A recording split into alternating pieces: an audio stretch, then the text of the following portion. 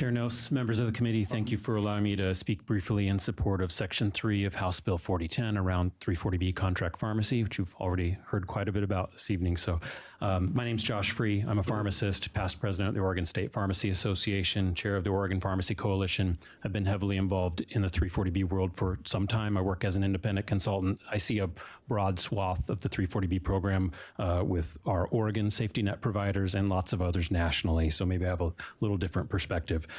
These safety net providers are struggling. They are critical to our healthcare infrastructure here in Oregon, and passage of House Bill 4010 would directly support them at no cost to taxpayers.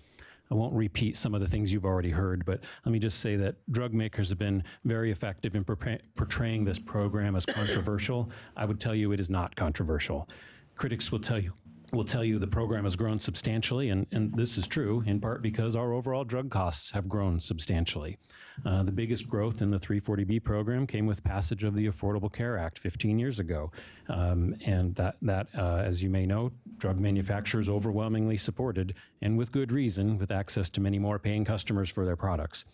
Critics will say the program is rife with fraud and duplicate discounts. This is simply not true. HRSA has compliance expectations, and they audit and enforce those.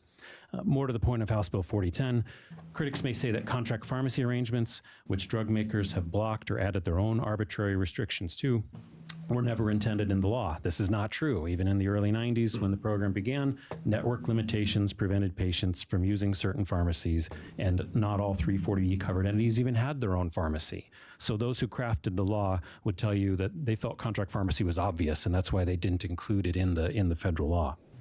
House Bill 4010 simply reinforces existing federal law by saying that drug makers may not impose their own arbitrary restrictions on contract pharmacy relationships in Oregon. These relationships, I would tell you, are also not controversial. It's simply the covered entity outsourcing a little piece of the drug distribution, which is often necessary. Yeah. They pay a fee to the pharmacy to do that. Of course they do. The pharmacy has to be paid for their service as well. The covered entity would bear that cost otherwise. These contract pharmacy relationships are necessary for our Oregon safety net healthcare providers to access the benefit they are entitled to under the 340B program.